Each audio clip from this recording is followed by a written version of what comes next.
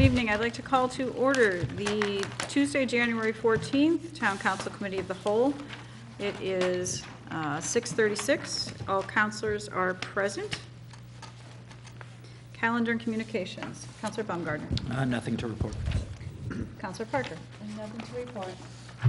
Councilor Franco. Nothing to report. Councilor Heed. Nothing to report. Councilor Obrey. This is unusual. Councilor Obrey. Quiet week. Quiet week. Councilor Borderline. Nothing to report. Councilor Melendez. Nothing to report. I'm Councilor ashamed of all Perry. of you. I have nothing to report either. I'll save us. The council received a letter from Secretary of State Denise Merrill talking about, congratulating us on Groton's election, talking about issues nationwide with election interference, and I'll read the last two sentences. Over the coming weeks and months, you will likely be receiving funding requests from your registrars and town clerk for election-related spending. I'm writing to you today to underscore both the importance of the upcoming election and the necessity of ensuring that our hardworking local election officials have the resources they need to conduct it. So asking us to support the requests from the registrars and the clerks. And approval of minutes, Councilor Baumgartner. I make a motion to approve 2020-20, December 10, 2019 minutes. So moved. Second. Moved by Baumgartner and seconded by Franco. Any discussion on the minutes? I had a quick question. Councilor Franco. Find my note. On our packet, page number 12, minute page number 10, I noticed on 5K, Andre Baumgartner was not listed. Were you in attendance for that portion of the meeting? So what we're going to have to do, let's see, potential executive session, I'm going to have to go into the minutes. I know you had stepped out for a moment, but I believe you were back. And then step back in Right. as it was started. Right. So then, can you just say that one more time so that when they're reviewing the tape, they can make the correction? Sure. It's the minutes page 10, which is our packet page 12, in section 5.K, regarding the town manager performance review. Andre Baumgartner is missing from the vote.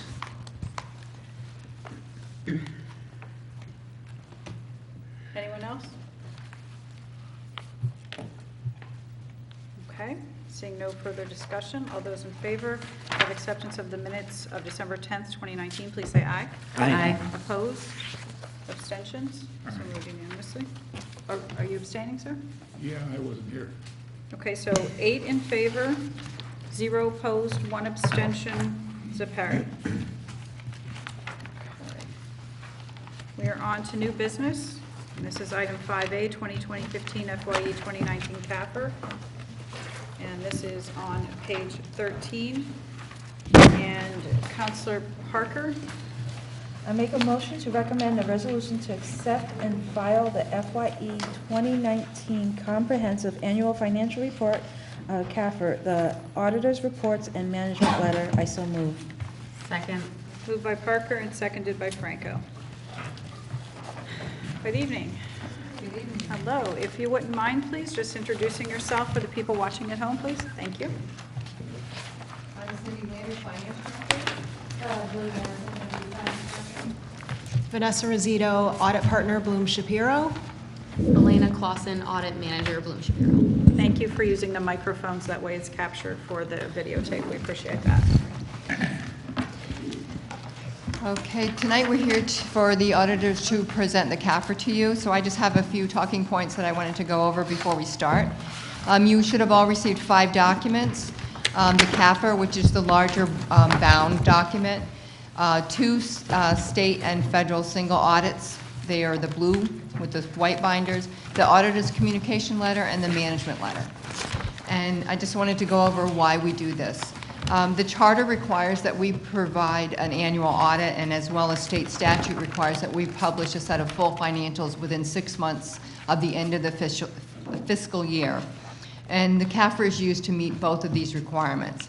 It's a communication document, and it's also an informational document. It shows a snapshot of what happened financially.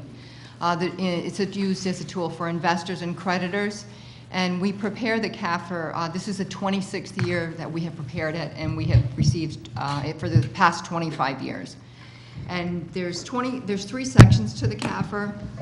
The first is the introductory section, and that gives a letter of transmittal, which is the profile of the town. It gives the local economy and a review of the grand list of 2018, relevant financial policies, major initiative and pertinent issues of 2019 and in the future.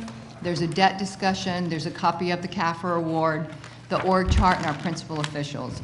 Next comes the financial statement, and that's the independent auditor's report. There's a narrative discussion of the town's financial activities called the MD&A. And Vanessa will address the basic financial statements that come next. And the final is the statistical section, which includes 10 years worth of data from 2010 to 2019, just to see how the town has progressed over the years. And then the final will be the management letter, which there were just a couple of comments, and Vanessa will address those too. So I'll turn it over to her now. Great. Good evening, everyone. Thank you for having us tonight. Rather than going through all of the booklets that Cindy described, I did hand out a PowerPoint presentation which summarizes the highlights of what we'll be talking about tonight. So we'll go through the presentation. If you do have questions, we can entertain those afterwards. If you have questions on specific pages of the CAFR or the single audit, we could look at those too. All right. Okay, so starting on page 2 of the PowerPoint presentation, as far as the agenda for tonight, we're going to talk about the engagement scope and the reporting. We're going to go over the CAFR, the single audits, and then Elena's going to go over the single audits. We're going to go over the required auditor communication, and then I'm going to wrap up by telling you about some upcoming GASB pronouncements. So just to delineate the responsibilities of the audit between management and the audit firm, management is responsible for the preparation and presentation of the financial statements in accordance with U.S. GAAP, and also for the design, maintenance, and implementation of internal control so that financial statements are free of material misstatement, whether due to error or fraud. Our responsibilities are to express opinions on the financial statements and also to plan and perform our audit to provide reasonable assurance about whether the financial statements are free of material misstatement. So the term reasonable assurance means that we are not looking at every transaction of the town. We do use an element of materiality and a risk-based audit to concentrate on the riskier areas of the audit. As far as the scope and the reporting, we have given an opinion on the governmental activities, each major fund, and the aggregate remaining fund information under auditing standards generally accepted in the United States of America and also government auditing standards. The federal single audit was performed under uniform guidance, and then the state single audit was performed under our state of Connecticut statutes.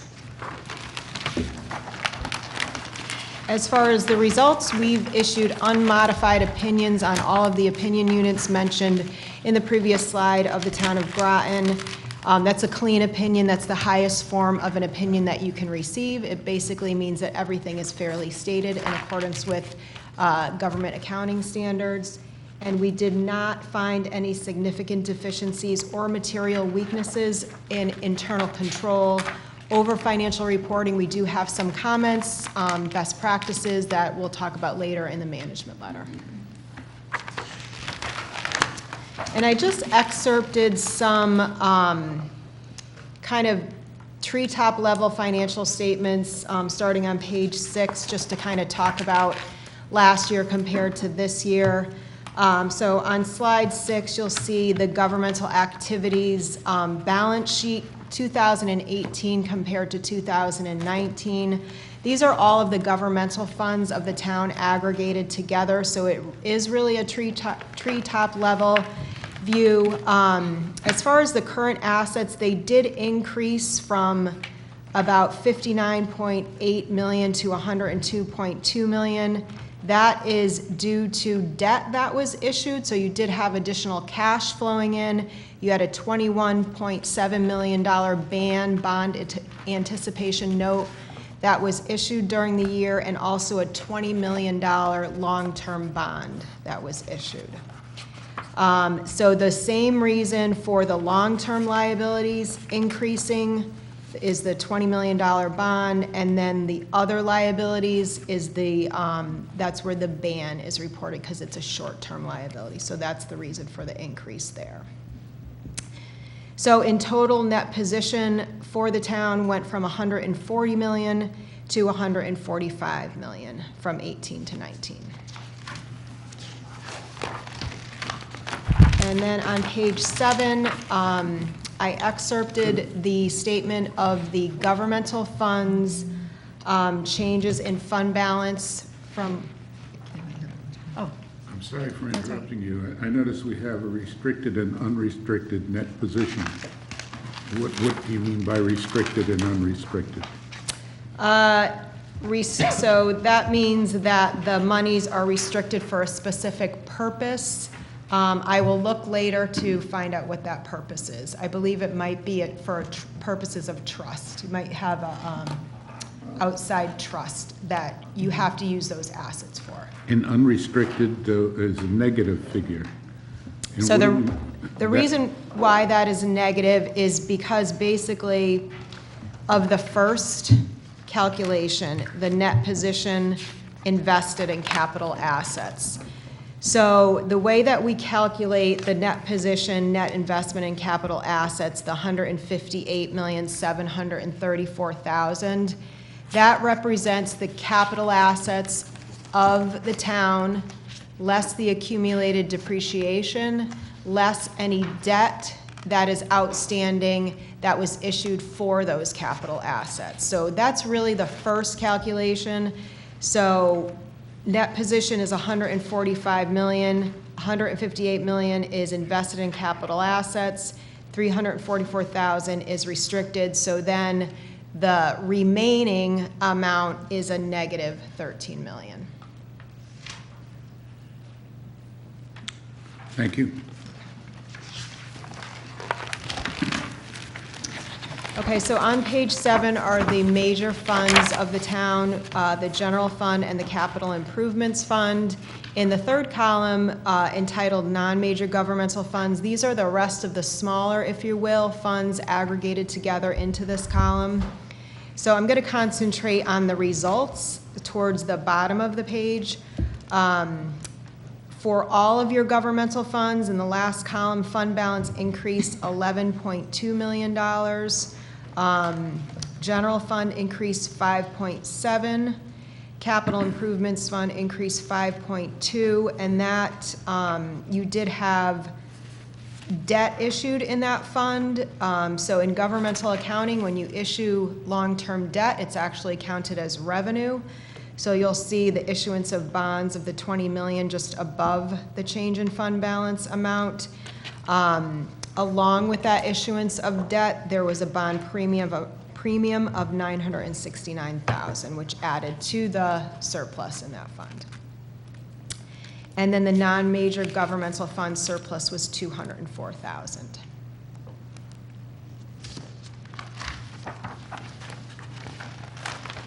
On page 8 of the PowerPoint, this is the general fund budget to actual presentation. So the first column is the original legally adopted budget for the general fund. The second column is the final budget after any transfers or additional appropriations. And then that final amount is compared to the actual results column. So you can see for revenues, the general fund's revenues came in $4.6 million greater than budget, and then the expenditures came in $1.2 million less than budget. So it was a good budget year for the town.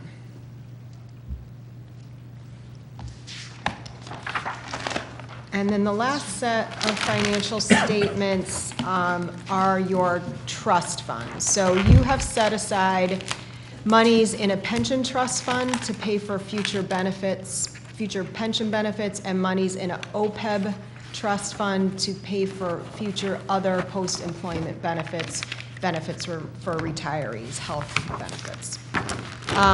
So the pension trust fund had changed in net position of $4.2 million increase last year. There was total contributions of $4.7 million. It was a good year for the market, so net investment income was about $8.4 million, and then you paid out benefits of $8.8 million. So that led to the $4.2 million increase. And then the OPEB trust fund increased $1.9 million. You had total contributions of about $6 million, investment income of $688,000 roughly, and then benefits paid of $4.7 million. So positive results to both of those trust funds. And then I just picked out some other facts that I thought you might be interested in on page 10. Property tax collections for the current grand list year was 99.09, which is compared to 98.84 in the prior year, so that's good news. And then your pension liability is $23.3 million. The pension plan is 82.65% funded. And your OPEB liability is $41.026 million, and that is 32.8% funded. Any questions on the financial statement part of things? If not, Counselors have questions on this? Counselor Aubrey? Under pension liabilities, 82.65, is that minus? Because you have a minus sign. no, that's just a, like a bullet, if you will. Yeah, sorry. Had me worried. Okay, sorry. I'll change that for next time. That's a good point. Mr. Burr? Just to point out on Yeah. the OPEB liability, the 32.8 is considered pretty good for where towns are, is that right? So, I feel like the town's first priority all around Connecticut is to fund the pension plan, right? So 80% is kind of the bar there. And so then you think about OPEB. And I don't have memorized what all my other clients are, but I have seen OPEB plans that are in the teens funded. So this is high, on the high side, I would say, compared to some of the others. Can you clarify what you mean by bar? Is that the minimum? Is that So the there's goal? a unwritten rule, if you will, that a pension plan should be about 80% funded. So we're only, I'm sorry. That's all right. I think Counselor Baumgartner had his hand up. That was my question. Okay. Counselor Aubrey? We're only at 32, and you're saying that it should be about The 80? the pension plan is 82.65. No, I'm talking about the OPEB. So but the bar that the counselor asked about was the pension plan bar, Okay. not OPEB. Okay, Right. now I'm asking about that one. I don't know that there's a similar type of estimate for that. I don't think it's been around enough years. One that I haven't heard of anyways. Do you have a recommendation? I don't have a recommendation. I would say that, it's not my area of expertise. I would say to talk to your actuary about it. There's a lot of other factors. Obviously, the town needs money in a lot of other spots, so I would talk to the actuary just to make sure that you're where you should be. Counselor Bordelon? So the OPEB liability, I know the Board of Ed talks about that often. Do we share the same, that's a separate account, correct? Or are they, No, they're part of it. They're part, yeah, it's all part of, so they're also part of this 32? yes, that's right. Yep. Because I know they're talking about funds and it being underfunded at times, or some of the things I had heard. So it'd be interesting, I agree. I'd like to know what, just to fund something and not really have a bar for it is kind of not really productive in the sense of where do we want it to be or where should it be? So I guess some direction on that would be helpful, so. Agreed. Counselor Heed? Just the same line of thought. Why is 80% considered the standard for pension liability? I don't have a very good answer for that. All I know is that is what the industry talks about. And again, maybe it's a conversation that you should have with your actuary, because they're really the experts in this area. We're just the reporters. Okay. Oh, Mr. Burt. I'll touch base with the actuary on those and get back with you. Thank you. Is that it for council questions at this point? Councilor Baumgartner? Maybe this is more of a question for Cindy, but, obviously the state subsidizes the cost of providing pensions to teachers. But in the case of providing OPEB benefits, what kind of benefits would be given by the town as opposed to the state once those teachers retire, for example? Well, it all depends on what they have in their contracts and what they've negotiated for other post-employment benefits. I don't think everyone at the Board of Ed has OPEB benefits upon retirement. I think it's just a smaller group. Okay. All right, thank you. You're welcome. Okay. If you're ready to go on to the I have next one more part. question. Oh, I'm sorry, Councilor Bordelon. How, and it might be for the town manager possibly, or Cindy, I'm not sure. How often do we get something from the actuary on these accounts? Every year. Okay. And when does that usually come out, do we know? Yeah. We get the actual report so that we use that to what we put in the contribution in the budget. So I would be getting that any day now. Okay. I'm just thinking just for understanding it, like it would be, I think maybe even next year, like maybe having the actuary report bar standard for that year, where the market's moving in conjunction with this to kind of help understand would be helpful if we could get something from them maybe ahead of time. So it would just kind of fit as part of it to kind of see where the market standards and where we are, to make it part of this report would be helpful if possible. Okay. All right, I'll turn it over to Elena to go over the single audit. Thank you. So in conjunction with our financial statement audit, we also perform a federal and state single audit. As you can see, the total federal awards expended were $11.9 million for fiscal year 2019. The programs that we tested were Impact Aid, Magnet School Assistance, and CDBG. We had an unmodified or clean opinion on compliance with respect to those major programs tested. But we did have a significant deficiency identified with respect to procurement for the Magnet School Assistance Grant. So effective for fiscal year 2019, the uniform guidance procurement policies changed, and they added a lot of very detailed requirements. While the Board of Ed was in compliance with their purchasing policy, and there was no issues or non-compliance noted with the grant that we tested, there still were a few elements missing from the uniform guidance policy that need to be included in the Board of Education's procurement policy. As for the state single audit, there was $33.4 million spent, and the programs that we tested were Town Aid Road, state-owned property, and municipal purposes and projects. We had an unmodified clean opinion with relation to compliance, and there were no material weaknesses identified on those three major programs that we tested.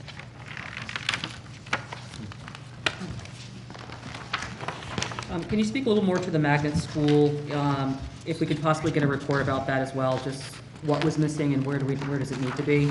I appreciate this slide stating that. I just would like to have a little bit more detail for follow-up purposes for next year, just stating exactly what was missing and where does it need to be and how do we make sure that is fixed. So, Could we please, I'd like to let them finish their section, if we could hold Okay. questions until then, please. So go ahead. So I'll go over the next section is about the management advisory letter. So there was 2 comments. These comments were also in last year's management advisory letter. I'm just going to summarize it. The first comment has to do with the educational grant fund. So the Board of Education provides a grant summary that calculates accounts receivable and deferred revenue for all the federal and state education grants. However, that information was not provided to the town for inclusion into the general ledger. So we're recommending that procedures be developed to ensure that the grant summary is provided to the town and reconciled to the cash received, and that the proper journal entries are posted. The second comment is just really a best practice. We give this to all of our clients. Fraud is rampant, cybersecurity, I'm sure you hear about phishing and all that. So it's just a good idea to have a fraud risk assessment done, whether you do it internally and assess, where the risks are in which departments, or you hire someone to help you with that assessment. As far as the required auditor communication, your significant accounting policies are in Note 1 to the CAFR. It's actually pretty detailed information about all the accounts in the financial statement. We did not adopt any new standards this year. There were not any standards that were required to be adopted this year.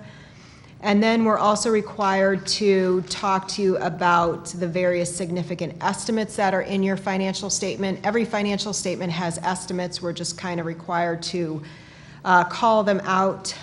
So management estimates the useful lives of capital assets, and that is used to calculate depreciation expense.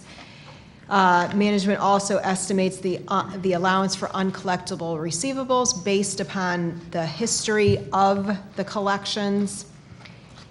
Management utilizes an actuary to calculate the net pension liability and the net OPEB liability. Also uses a third party to calculate the estimates of medical and the workers' comp claims liability, and also the landfill post-closure monitoring liability. We did not encounter any difficulties in performing the audit. We did not have any disagreements with management. Management did not consult with another accounting firm for a second opinion on the way something was recorded or an accounting issue. There were no uncorrected misstatements, and we are independent of the town. And then lastly, upcoming GASB standards. Next year, Statement 84, which is fiduciary activities, will most likely impact the town. This is a different definition of fiduciary activities, so at the least, your agency funds are going to now be called custodial funds. We're also going to have to evaluate some of the other special revenue funds that the town has to make sure that they still meet that definition and they're not a fiduciary activity. Statement 90 is not going to have any impact on the town. June 30th, 2021, Statement 87, which is the lease standard. So this could potentially have a large impact on the town based upon if the town has a lot of operating leases. So the GASB, what this standard basically does is it takes all the operating leases and brings them onto the balance sheet. So rather than having rent expense or rental income for an arrangement, you'll have to have an asset and a liability. So it'll be recorded just like a capital asset, not a capital lease, not an operating lease. And then Statement 89 does not allow for capitalization of interest on debt during the construction period. And then lastly, in implementation year 2022, Statement 91 has to do with conduit debt obligations. That is not going to have any impact on the town. And then our contact information is on the last page. So just for your reference, if you have questions after tonight, if you're going through the CAFR, feel free to reach out. Thank you. Okay, Councilor Boardman, please. Yeah, my questions pertain to page 11 and 12. Once again, the Magnet School Assistance and the Education Grant Fund and the Board of Education. If you could just elaborate, or if I could just get something to maybe from the town manager, just identifying that more detailed as to what those findings were. Sure. So basically, the finding on the federal single audit with respect to the procurement policy. So when you procure products with federal grant money, uniform guidance was implemented 3 years ago, but they delayed the procurement policy piece until 6/30/19. So it's a lot of detailed language that needs to be put into the Board of Education's procurement policy. And so it's, obviously, once it's in the policy, it has to be followed, but that's basically the remedy for that finding. Director Landry? If you recall, maybe in the spring of last year, we came to the council for the purchasing policy to add that uniform guidance to our policy. That's what the Board of Ed needs to do. They need to update their policy to include that guidance information or criteria. Councilor Bordon, are you finished, or do you have other questions? I think that's pretty much what you were speaking to, part in those areas from page 11 and 12. Okay. I think, right, that's, and how do we move forward with this? Is this something driven by the town, or is this something that is directions given to the Board of Ed? How will this information be processed for them? How do they have, how will this be accessed? Director Landry, is that something you Are you about the deficiency? I guess when I'm questioning, we're identifying a problem, and so I'm curious as to how one will be rectified. Since Board of Ed's not here, are they going to get these findings, and is there a time frame that this should be rectified in? Right, the Board of Ed has received all of this information, and I believe it was discussed when you found the deficiency, and they had acknowledged that, and they have signed paperwork indicating that they will remedy this. Okay, thank you. Councilor Heed? Oh, no, she got it. Any other councilors? Councilor Baumgartner? Somewhat unrelated to the actual presentation, but since we have you, I'll ask. Recently, the new administration in New Haven announced that they're going to launch like an online check register where you're able to look at city spending sort of through an online portal. And so kind of for the purposes of transparency, and I think, I'm not sure if other members of the council feel this way, but I'd certainly love the town at some point to launch, almost like an online check register where kind of on demand you can look at spending and at kind of all levels. And so if the town were to implement that, say in the long term, your job is to ensure that there's no material misstatements in terms of our finances. So what would have to be done to ensure that if we were to have such a system that we wouldn't be reporting out information that would be incorrect, especially if you're reporting spending that may change every month, and obviously you review spending on an annual basis. So have you worked with towns who have kind of launched an online check register? And So I think that would be totally separate from the audit. We wouldn't look at what was online. What we are looking at is the town's general ledger, but I would assume a system like that would just mirror the general ledger, but we wouldn't be auditing what was online, if you will. Right. Yeah. Right. I was thinking more from the standpoint of ensuring that the actual information that would be, put online that could change every single day, that, there are checks in place to ensure that, people are actually getting accurate information, or, so I think you answered my question. Okay. Yeah. Okay. Any other councilors have questions? Councilor Franco? So when it comes to the cybersecurity and the fraud risk assessment, do we already have things in place for those? I believe the IT department has a lot of safeguards in place for cybersecurity. I don't know if you can ever be 100% assured of it, but I think it's something that they look at quite frequently. Yeah. And I did send something as been several months. I've been asked that before, and I've sent something from Brian out to the council before detailing what he does for cybersecurity. It is always an issue, though, and hard to keep up, something you have to stay on top of.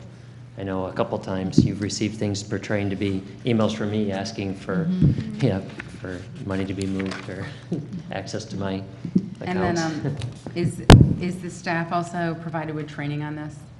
I mean, I just went through it at work. Yeah, we did training, probably, it's been a few months now. Yeah, So we you do did, it we have annually? we did a management team meeting on it, right, training.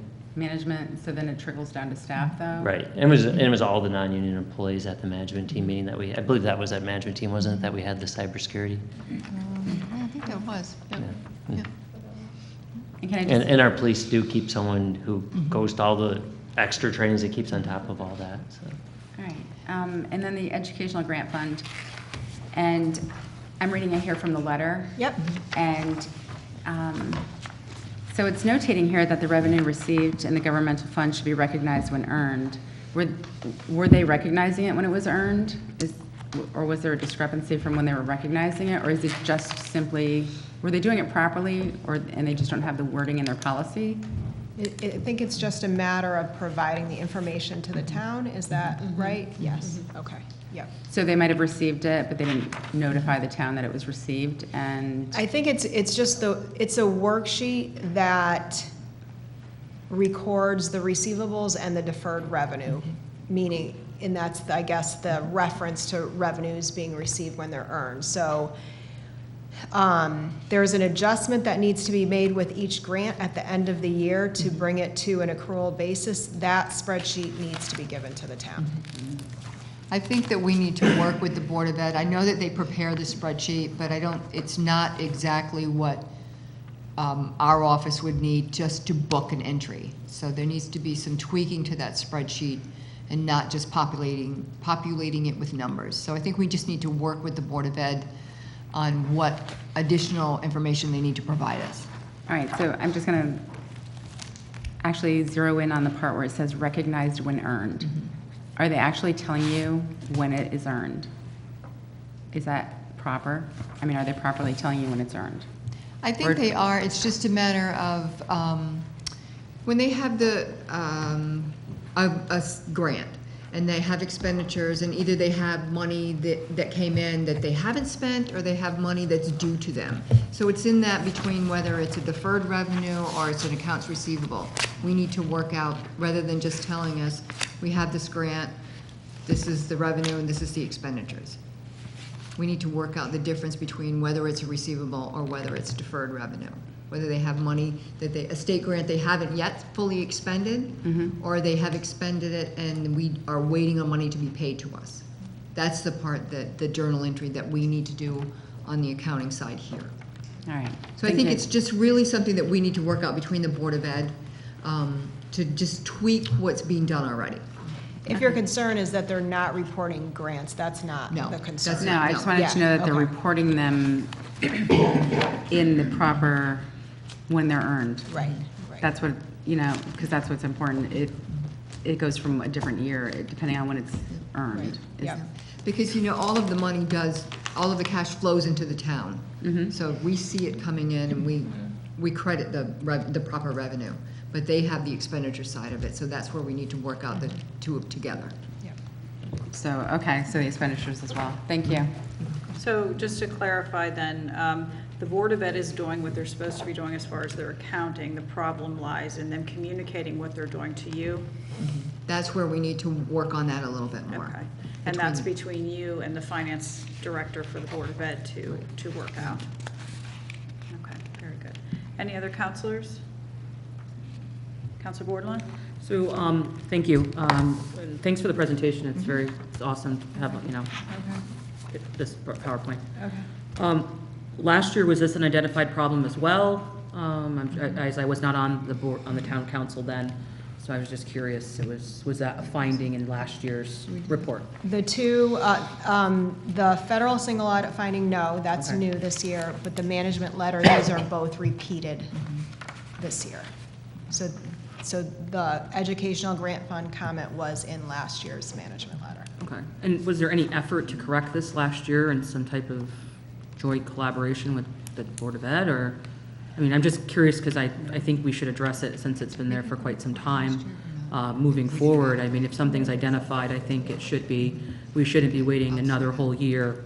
So I guess I'd like follow up on this once this is been closed out and handled. I think if I could answer that, we, based on the comment from last year, this spreadsheet I was referring to that they're populating was created. Yeah. But now here we are a year later, we just feel like we need to tweak it a little bit about what last other step. additional, pardon me? Yeah, just like that last step. Yeah, the Yeah. last step about Yeah. between not just putting in the numbers of your revenues and your expenditures, we just need to have a conversation about how those two tie together so that we can book whatever entry needs to be booked. Because that's So real. there was progress made. Yes, there was Yes. progress made. We Yeah. just need to get it a little bit further. Okay, thank you for the clarification. Thank you. Any other counselors? Mr. Burt, did you want to add anything at this point? No. Okay, is that all that you That's all ladies we have have, for us? yep. Thank you very much for coming Okay. out and for all the Thank you. information. We appreciate it.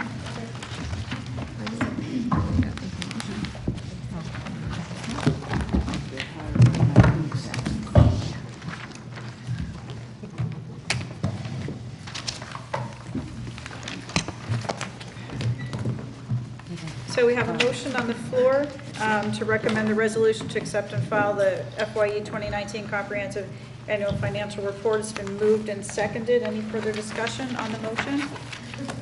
Seeing none, all those in favor, please say aye. Aye. Opposed? Abstentions? So moved unanimously. Okay. We are on to item 5B, and you have a revised sheet that the manager left. This is 2012 Connecticut D Pura Public Education Governmental Programming and Education Technology Grant. Counselor Parker, you have the corrected version, I think. Thank you. It's Counselor Franco. Oh, I thought it was your turn. I apologize. I'm sorry. It's okay. Counselor Franco, I lost track. Can I just ask you really quick? I have two that are here. One's for the special meeting and then. So you one's- want the one request for council discussion or action? So the small one in the back. Let me see, the top of the page. They both say one time. You have two-sided. It's going to be a two-sided then. I don't know why you have two separate papers though. Is then one for the special meeting, town council meeting? That's what I was trying to read, what it said at the top of your page. I have two as well. Yeah, you're doing the draft motion first. Okay. I'd like to make a motion to recommend a resolution authorizing the town manager or his designee to apply for and receive grant funding in the amount of $30,889.98 from the Connecticut Department of Energy and Environmental Protection, DEEP, and Public Utilities Regulatory Authority, PURA, Public Education and Governmental Programming and Educational Technology Investment Account, PEGTETIA, which will allow the Groton Municipal Television, GMTV, to upgrade and enhance the Groton community's viewing experience of town meetings. I so move. Is there a second? Second. Thank you. Moved by Franco, seconded by Parker. Hello, would you like to introduce yourself? And we have company coming for you. Yes. You both just tell the viewing Good evening. audience. I'm the library director, Jennifer Mealy, and this is Sean Greeley, the municipal video specialist. Just want to reiterate some of the things just said. Groton Public Library is looking to submit this grant for the Public Education and Governmental Programming and Education Technology Investment Account, also known as PEGTESHA. This funding has recently been reestablished after many years of non-funding due to some state budget rescissions. And since it's been reestablished, Sean immediately saw the opportunity to apply. And he's looking to apply for this to upgrade and enhance some digital equipment in this room specifically. And he can absolutely elaborate on some of the more specifics if you'd like to know more. Thank you. Really, what the grant is for is really to upgrade the cameras that we record with and the recording equipment in the back closet. That would be separate from the capital improvement program that we approved in the last budget cycle, which is more of the audiovisual projector, monitor type systems in the room and microphones. So this is strictly for the broadcast. And matter of fact, we had applied for that back in 2009, and that's how we got the current system, and it just needs to be upgraded. Very good. Do any counselors have questions? Counselor Aubrey? Will we look better? I was thinking the same thing. High definition. It's impossible. It was a loaded question, right? Good answer, Mr. Manager, good answer. Anyone else? Counselor Bordelon? I just wanted to thank you for being so proactive and seeking the fund and going after it when it became available. As the, systems that you work with, they change by the day, As soon as you have them, they're already outdated. So, that's great that that's available, and appreciate your efforts. Counselor Franco? There's no matching grant here, right? No. There is no matching grant. And, Bless you. bless you. So the award was for 30,000, almost 31,000, and will you need more No. funding than that? Nope, that'll do it. All That right, should- great. Yeah, I think originally we had installed the entire system for about 35,000 last time, but that included a lot of installation and wire pulling where we really don't have quite as much, and some of the equipment costs has actually kind of come down, especially the cameras. Okay, great, thank you. Any other counselors? Okay, seeing none, I will call for a vote on 2012 Connecticut Deep Pure Public Education Governmental Program and Education Technology Grant. All those in favor, please say aye. Aye. Opposed? Abstentions? So moved unanimously. Thank you very much. Thank you. And at this point, it is now 7:23. Committee of the Whole will recess. Okay, so Committee of the Whole is recessed, and so now we're going to go to, you all have the special town council meeting notice and the revised item to go along with that. Yeah, somewhere. Everybody good? So I will call to order. Good evening. I'd like to call to order the Tuesday, January 14th, 2020 special town council meeting. It is now 7:24. All members are present. We have new business, 2020-12-1, Connecticut Deep Pure Public Education Governmental Programming and Education Technology Grant. I think we're on Counselor Heed, and you have the correct provision. Counselor Heed, please. All right, I'll make a resolution authorizing the town manager or his designee to seek grant funding from the Connecticut Department of Energy and Environmental Protection, DEEP, and Public Utilities Regulatory Authorities, PURA, Public Education and Governmental Programming and Education Technology Investment Accountant, Peg Tisha, to upgrade video equipment, Town Hall Annex, Community Room 1. Whereas Groton Municipal Television will replace and upgrade the current outdated cameras and digital recording equipment in Town Hall Annex, Community 1 to record and televise town meetings. Whereas the DEEP and PURA funds have funds available through the Public Education Governmental Programming and Education Technology Investment Account, Peg Tisha, to promote and improve public education and government PEG access television programming in Connecticut. Whereas Groton citizens will benefit from these GMTV equipment upgrades and enhancements by improved picture quality and connectivity to televised town meetings. Resolved that the Groton Town Council hereby authorizes the town manager or his designee to apply for and receive grant funding in the amount of $30,889.98 from the Connecticut Department of Energy and Environmental Protection, DEEP, and Public Utilities Regulatory Authorities, PURA, Public Education and Governmental Programming and Education Technology Investment Account, PEGTISHA, which will allow, do we have to read that? You have to keep reading. Which will allow Groton Municipal Television, GMTV, to upgrade and enhance the Groton community's viewing experience of town meetings. I so move. Second. Moved by Heed, seconded by Parker. Any discussion on this item? Seeing none, all those in favor of 2020-12 Connecticut Deep Pure Public Education Governmental Programming and Education Technology Grant, please say aye. Aye. Opposed? Abstention? So moved unanimously. I will entertain a motion to adjourn. Motion to adjourn. Second. Motion to adjourn by Heath, seconded by Parker.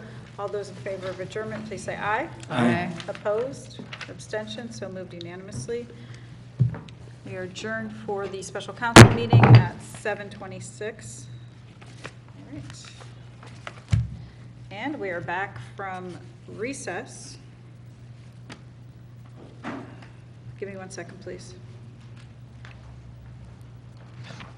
So we are back to the COW at 7:26, and we are on item 5C, 2020-16 Tax Abatement Program for Surviving Spouse of a Police Officer, and this is on page 16. And Counselor Aubry, Yeah. it's actually page 17.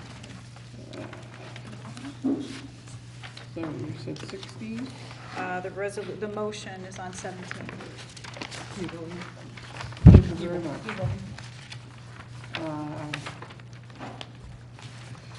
Motion, move to recommend pursuit of an ordinance to waive the town property taxes for the widow of fallen firefighters and police officers during the line of duty. I so move. Is there- Moved by Aubry, seconded by Melendez. So we have I'll find mine. this item on the agenda. In order to discuss, we needed to make the motion, but we are going to discuss now the merits of this. And you all received some more information today that Mr. Burt sent out from the last time this was considered. If you would just address that, please. Sure, just way of background, the Connecticut Legislature adopted PA 2000-215 that allows municipalities to adopt by ordinance a program for abating taxes for the surviving spouse of fallen firefighters and police officers who died during the line of duty.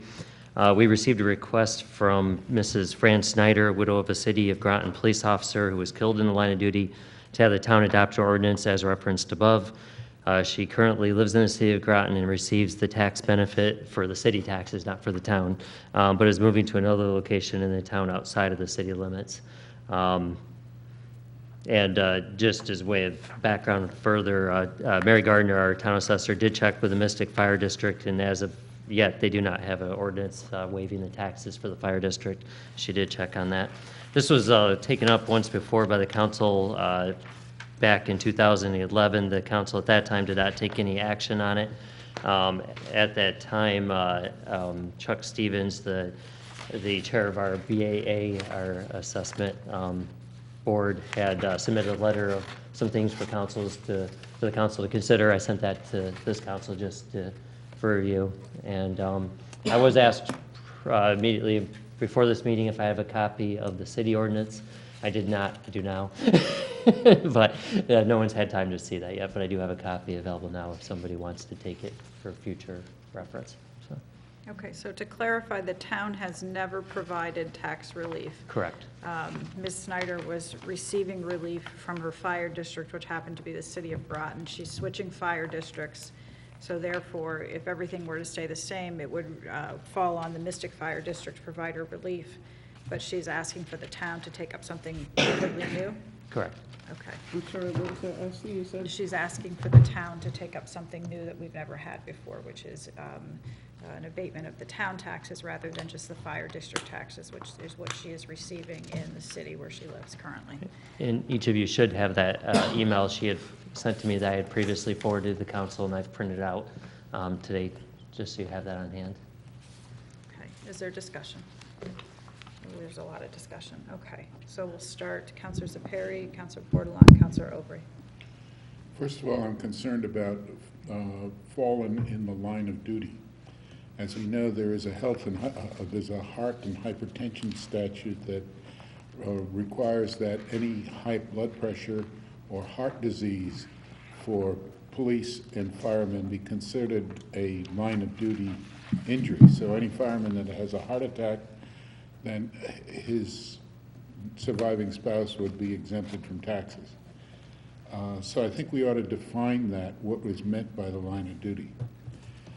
Second of all, I think that we should look at what people can afford. I think that there are many people who should be considered for an abatement of taxes. I think that our current abatement of taxes of $1,000 for off the assessment of veterans who have served is absurd. That amounts to about $28 for the year for a veteran. I think that was significant in the time when houses were worth $10,000, but now that houses are generally worth $200,000 and up, a $1,000 reduction in the abatement is not sufficient to make. I think it's insulting to the veterans for the sacrifices they made. Second, I think that there are elderly people and disabled people who should have abatements based on their income. And similarly, in this case, where the abatement is restricted to widows of firemen and policemen who died in the line of duty, it's conceivable that some of those widows have a large amount of personal money, and they don't need an abatement. And I think abatements and taxes on that regard should be based on what they need. If someone has millions, then they don't need an abatement. And I would propose that we would base abatements on the net income, a percentage of the net income of the individual that is entitled to an abatement. So all those things considered, I think there's more that we have to think about in this one act. I think the one act giving benefits to the widows of firemen and policemen, I don't know, does it also consider, is this sexual oriented? Would it also consider widowers of firemen and police officers? Because we now have female police officers, we have female firemen, or fire ladies, if you will. Their spouses should similarly be protected. So I think the wording of this needs to be worked over, and I think we need to work it over in view of a larger review of what kind of tax abatements we should be giving to people in the town. So just to clarify before we move on, nothing has been drafted, I don't believe. It's whether or not we want the staff to draft things. What we have in front of us is the 2011 resolution that the prior council considered. So we have nothing at this point. So anything that you would like considered, we could direct staff. They're looking for our input at this point. I certainly would like to see a broader statute, a broader ordinance to relieve people of tax burdens for people who have lived in the town a long time, who are elderly or disabled. They should have abatements. I think we should increase the abatement for veterans, and I think we should restrict abatements to people who have very little money on their own. Councilor Bordelon. Thank you. First, I just want to thank Fran for reaching out and bringing this to light and taking the time to voice her concerns regarding this. I think it's definitely something that we should move forward. As to what this would look like, I'm not sure. I'd love to see what the city has in writing and review that ordinance. I'd like to look at some other municipalities that are currently, using that process and see what they are doing. I do agree with Councilor Zupiri. Not only there's men and women, firemen and firewomen, so we got to make sure the wording is correct, but also widower of, well, there's civil unions defining what a widow would be, same-sex marriage as well, making sure that nobody else is, discriminated against if it's, what the will of that may be. So making sure what that would look like, just making sure that our wording has something in there that protects all types of marriages. Also questioning too, I did do a little bit of reading on this, and I don't have it in front of me right now, but another state also looked at civil unions, partners that have lived together for greater than 7 years. Maybe they never got married, but they share the same household taxes, live under the same roof for a certain amount of time. So a little question about that possibly too to think about. Does it have to be an actual marriage document, or can they have proof that they've lived together for an extended period of time and be partners under that law? So I think there's work to be done on this. I think there's a possibility. I do also agree with Councilor Zapiri as far as our veterans. I think there could be something more, but first, looking at this first, as far as this goes, is more important. Right now, and then maybe drafting a separate one for veterans. I don't know if it's possible to put them all together, but another good question to raise. I also feel it also has to be defined too, if, you have to live in the town and the state where it occurred, making sure that's clear. I also did some reading, and I saw a possibility that other towns would honor, like if you retired somewhere else and you had a fallen hero, they called it, they honored that where you went, because you still had a significant loss and a loved one who served not only the town, but served their country, served their community. And so it kind of followed. So not every state, I don't know, but I just want to make sure we do a thorough check before obviously we will make sure we have something, but making sure we identify what a union of a relationship is, and that to be clear. Thank you. Councilor Aubrey. Well, I don't know if it's appropriate or not, but I think we need to have a little workshop where the council sits down and goes over and reviews different parts of this.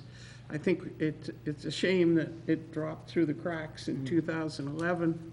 I think it's something that we definitely need to be taking a look at.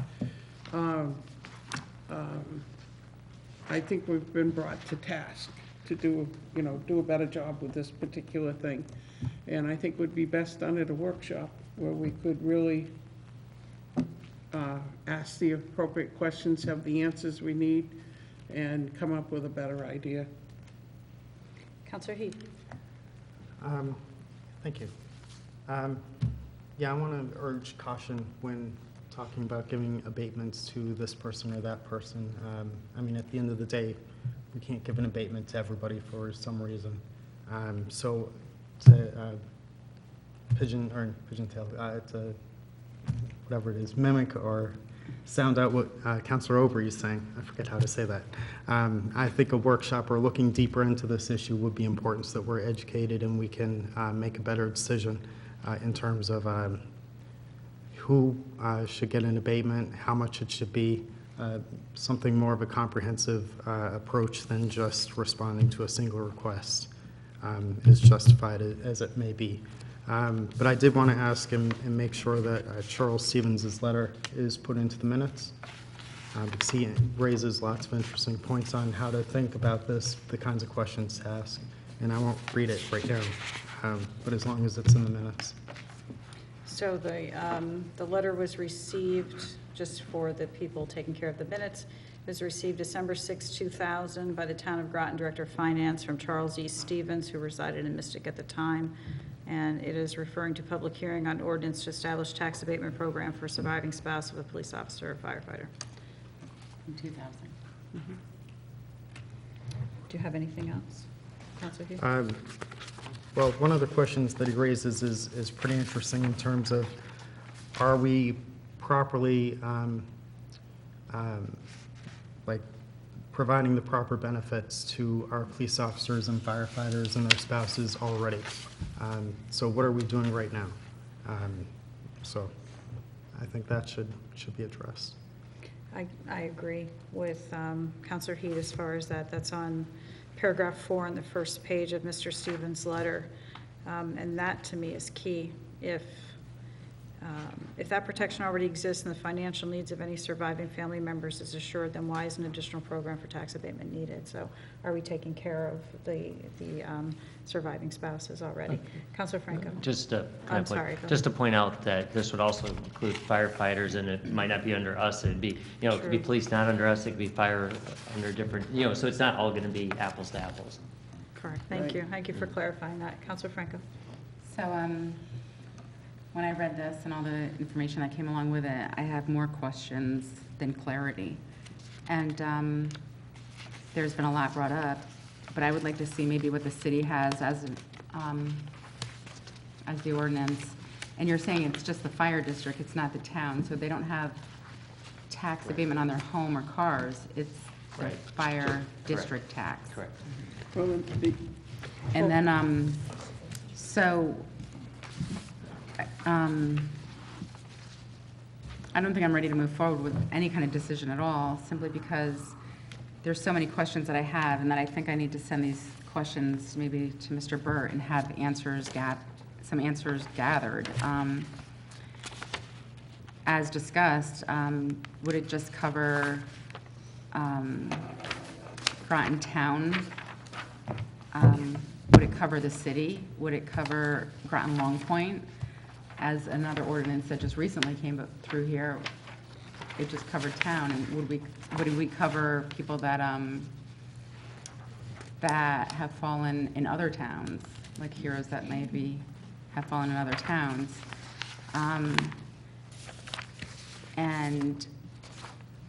And do we distinguish whether they're at work or if it's in the line of duty?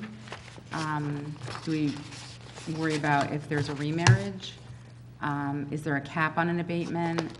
What about our ambulance drivers and the military? Yeah, that is not covered under it, right? Right, I mean, And just, you know, these aren't things people- I can answer. I can Right, have that's what our I'm saying. attorneys say what we can do, but we're gonna need some more council input prior to going to attorneys.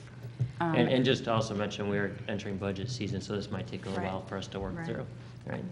And then, and is there financial protection? I know if in certain positions or certain businesses, if you pass away, like my husband works for Yale, and if you pass away at Yale, his life insurance triples compared to maybe being at home. So there's different, if there's line of duty, is there a difference if something happens in a line of duty compared to a regular life insurance policy? These are things that I don't have any answers to. So I think this is so, there's not, I don't know, I don't even know where to begin with some of these things, so I'm not ready to move on anything tonight, so.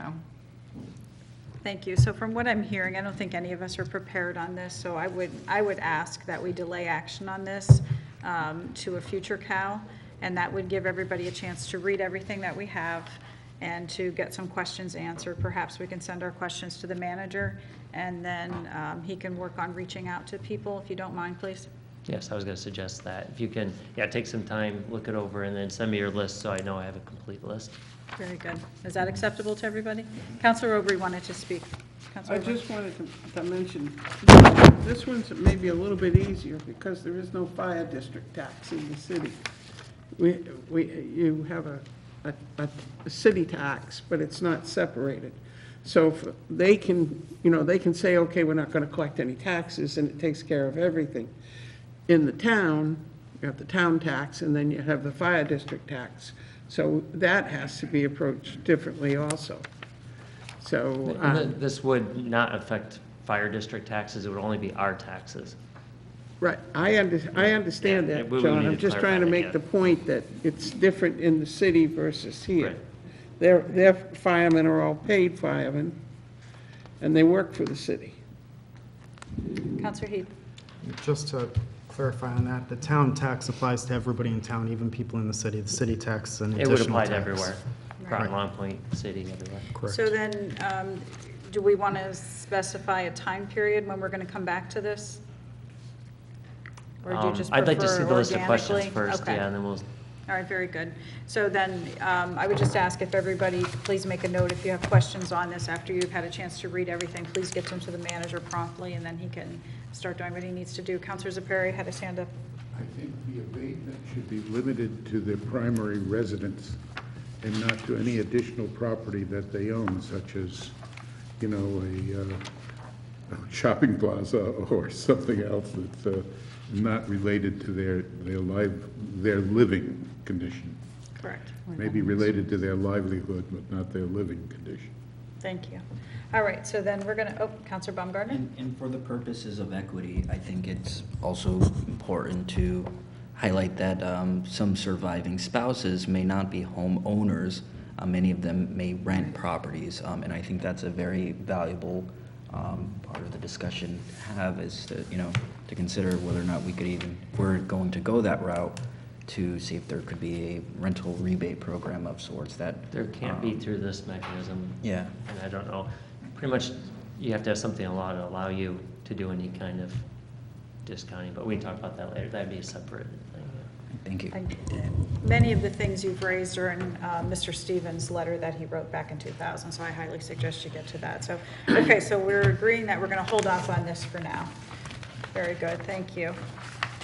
So we're on to 5D, and I have to see where we left off. So I believe we are on Council Bordelon. So this is 2019-798 RTM Town email accounts on page 18.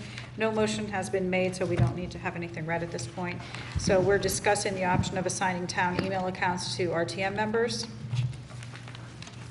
In the past, the RTM members have used their own personal email accounts, and we talked about this before. Mr. Burke. And I did bring it up at the last RTM meeting. I first asked how many would be, I explained why some of the purposes of why you might want to have a town email address, asked for showing of hands for who was in favor, probably 3/4 of them, and then went into the money. That's about $1,800 a year. And then somebody asked, let's re-raise our hands, and probably, I don't know, 1/4 of the people raised their hands at that point.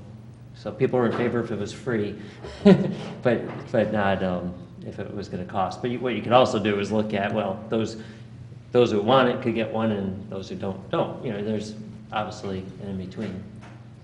So do any counselors wish to ask any questions or discuss anything at this point? It sounds like they changed their mind once they heard there was a cost. Counselor Bordelon and Baumgartner. Once again, I brought this issue up. I just think that we talk about all these different possibilities of fraud and things going on and people being identified wrong.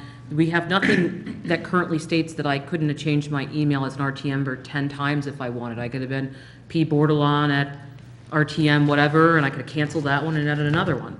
So I just thought for transparency purposes, it would make sense that a service is provided that can be monitored to make sure if anything's ever FOI'd or if anything gets hacked, or some people haven't even canceled their RTM accounts and they're even no longer on the RTM. So people might be I'm still getting, and I'm still like responding to people telling them, no, not here, I'm not using this, I'm not on the RTM anymore. So the cost of $1,800, I understand, but in the big picture, the cost of the town to have proper database where all information is, in a uniform fashion being transmitted, and that way when a counselor, an RTM member decides to no longer serve or doesn't come back, the email can be cut immediately, and therefore, people do not have active emails still open that nobody even knows about, and could be still getting comments, because the general public are informed, but sometimes people don't know when people rotate off, and therefore it causes the problem of, are they responding to these people? No one even knows. So having that transparency and that communication under an umbrella that's properly monitored and able to be cut on and off and controlled by the town when a person is elected or doesn't rerun, I think is really important to the town. And that was my purpose for bringing it forward. So, thank you.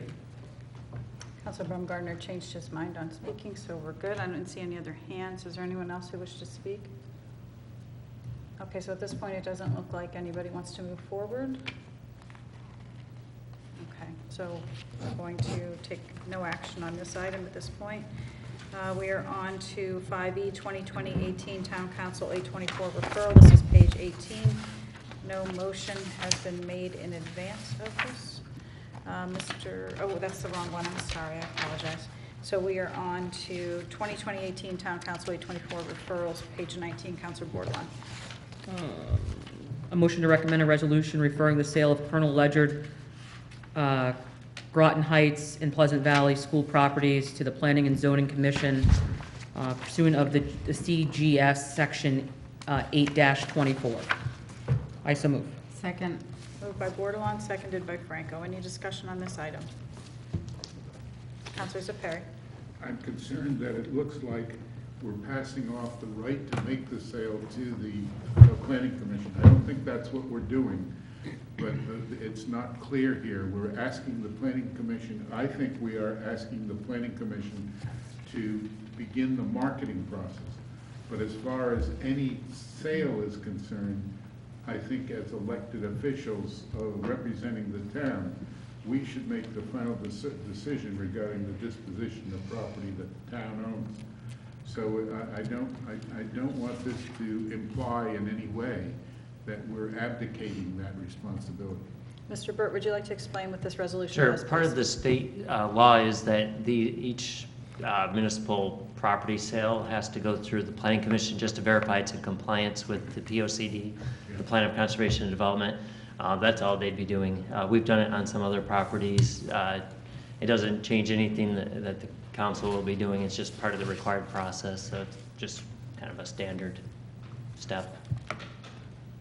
But So I heard- the final process would be, it would be returned to the council to make the Yes, decision yes. whether or not to sell. So Councilor Aubrey and Franco had their hands up. Did you still wish to speak?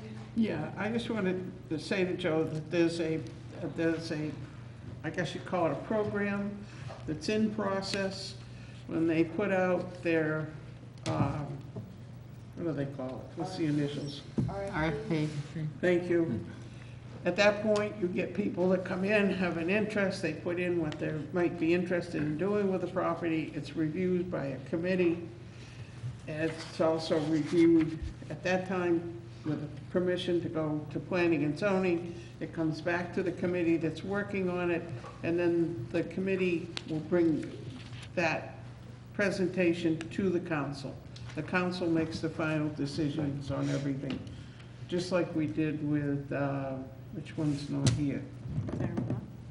Well, there's one that's not here that we already reviewed. Groton Heights? Yeah, it probably would be Groton Heights.